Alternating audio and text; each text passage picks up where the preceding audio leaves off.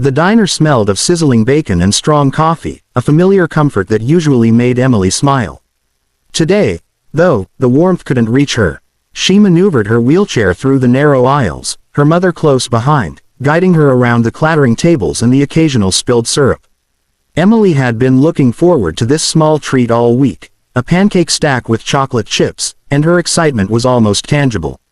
But the moment she wheeled past the corner where a group of teenagers lounged, the mood shifted. Laughter erupted, sharp and cruel, cutting through the diner's hum. One of the boys leaned back in his chair, smirking, and knocked Emily's backpack off her chair.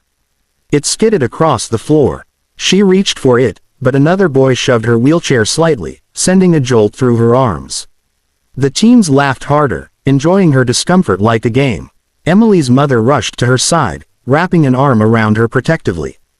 "Hey, that's enough," she snapped, her voice trembling with anger. But the bullies only sneered, making mocking gestures and whispering cruel jokes. Emily's face burned, tears stinging her eyes.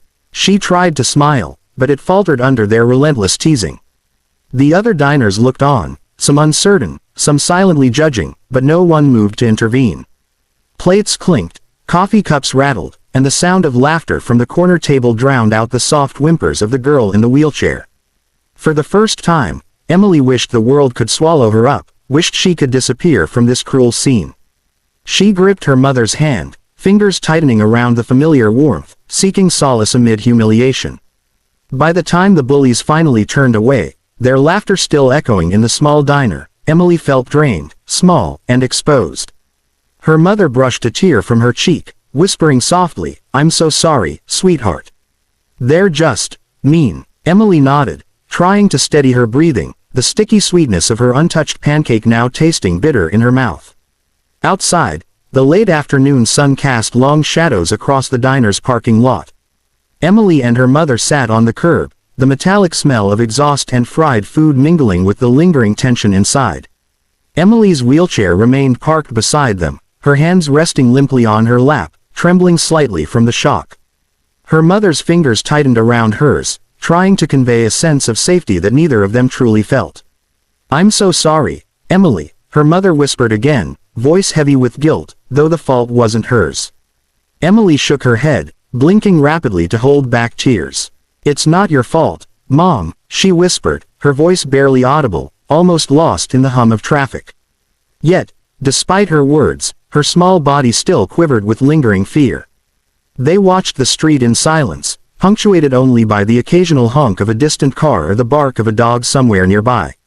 The diner's neon sign flickered slightly, casting intermittent red and yellow light across their faces, highlighting the streaks of tears on Emily's cheeks. Around them, the world seemed oblivious, people hurrying past, talking on their phones, carrying groceries, unaware of the small heartbreak that had just unfolded inside. Emily's mother leaned forward, brushing a strand of hair from her daughter's face. "I wish there was something I could do to make it better," she murmured, a hint of despair in her tone. Emily managed a small, shaky smile. Maybe someone nice will come along," she said, almost as if testing the idea out loud. The words felt fragile, but they held a glimmer of hope, a tiny spark against the heaviness pressing down on her chest. They sat together for what felt like hours, though it was only minutes, both seeking comfort in each other's presence. Emily's mother whispered reassurances, and Emily clung to them, willing herself to believe that not everyone in the world was cruel. Yet the fear lingered, gnawing at her confidence, making the warmth of the diner now feel like a distant memory.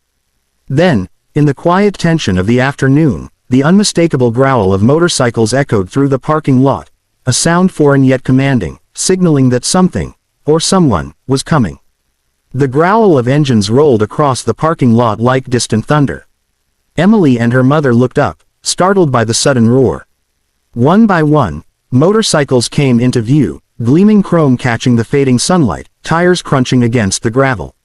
The bikers moved with a quiet authority, their leather jackets and helmets giving them an imposing presence, yet there was something calm and deliberate in their approach.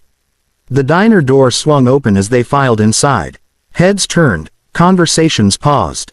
The teens who had tormented Emily earlier stiffened, exchanging uneasy glances as the scent of leather and gasoline filled the air. The leader of the group, A tall man with a silver-streaked beard and kind, weathered eyes, scanned the room. Then his gaze fell on Emily, sitting quietly with her mother, hands still trembling. "Hey there, princess," he said, his voice gentle but firm. He knelt down to meet Emily at eye level, careful not to appear threatening. Emily blinked, unsure if she was dreaming. She felt a flicker of hope, the first in what seemed like an eternity. The bikers didn't just stand there, they moved with purpose. They approached the teens, their presence alone demanding attention. One of the bikers placed a hand on a bully's shoulder, and the boy immediately flinched, shrinking under the silent weight of authority. The room grew still, the previous laughter and chatter replaced by a tense silence. Another biker leaned down beside Emily's wheelchair, offering a warm, reassuring smile. "No one messes with our friends," he said, his tone firm but kind. Emily felt her chest loosen, the heavy knot of fear slowly unraveling. Her mother's eyes glistened with gratitude, relief washing over her face. The bullies mumbled half-hearted apologies, glancing nervously at the bikers who surrounded them. Emily's heart swelled with a strange mix of gratitude and courage she hadn't felt before. For the first time that afternoon, the diner felt safe again. The intimidating presence of the bikers wasn't frightening, it was protective, a shield against cruelty and injustice. As Emily looked up at the leader, he gave a small nod, as if to say, "You're safe now." The simple gesture filled her with a quiet strength. Maybe, she thought, there were people in the world who would stand up for her, even when she couldn't stand up for herself. By the time Emily and her mother were ready to leave, the diner had returned to its usual rhythm. The bullies had slunk away, their arrogance replaced by unease, while the other patrons resumed their conversations, though glances toward Emily lingered, some curious, some apologetic. The bikers lingered by the doorway, their leather jackets catching the late sunlight, a protective presence that seemed larger than life. Emily's mother carefully guided her wheelchair toward the exit. Emily's small hands gripped the wheels with newfound confidence, her heart lighter than it had been hours before. She looked over her shoulder at the bikers. They waved, their expressions warm, a mix of friendliness and reassurance.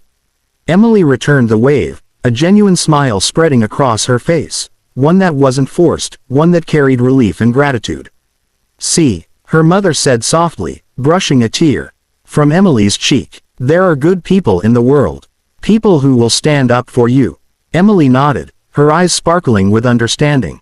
She had always known the world could be cruel, but now she also knew it could be kind, fiercely protective, and unexpectedly heroic.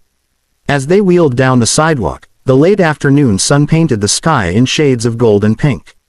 The warmth of the sun felt different now, softer, gentler, almost like a promise. Emily felt a sense of courage stirring within her, a quiet determination that no cruelty could fully extinguish. She knew the memory of the bullies would linger, but so would the memory of the bikers, their kindness, their strength, their willingness to intervene when it mattered most.